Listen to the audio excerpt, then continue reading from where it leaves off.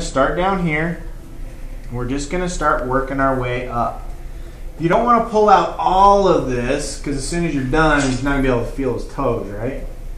But if it's too loose, then it's not doing its job. So kind of find a happy medium. And we're going to just kind of pull this out. You want to try and space it evenly as well. A-straps are vulnerable to pressure changes. And so we want to try and keep our pressure the same, but we keep it the same by keeping a relatively uniform pattern. All right.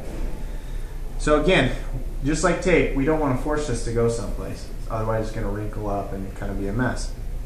It naturally is going to shoot up onto the ankle, right? From here, I'm going to do a couple of heel locks. So if I do a heel lock on this side, okay, and I come around and I heel lock on this opposite side, now I go right over the end, I don't have any holes. Okay, I can have a layer move and I'm still probably not going to have any holes. When you start walking around, how many of you have ever wrapped your ankle and you walked around for 10 minutes and it was like clear wrapped around your toes and half of it was down dragging behind you, you weren't sure what happened?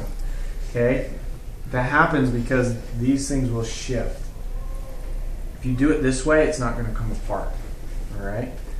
Now we're just going to take this back up and we're going to continue moving this up the leg until it ends. All right. The reason we don't want to come back down on it is because now our pressure has changed. Right now, all of my pressure is the same and it ends here. If I start coming down with this, I'm going to have greater pressure here than I do down here, and it's going to trap it. Does that make sense? So we always want to continue going up.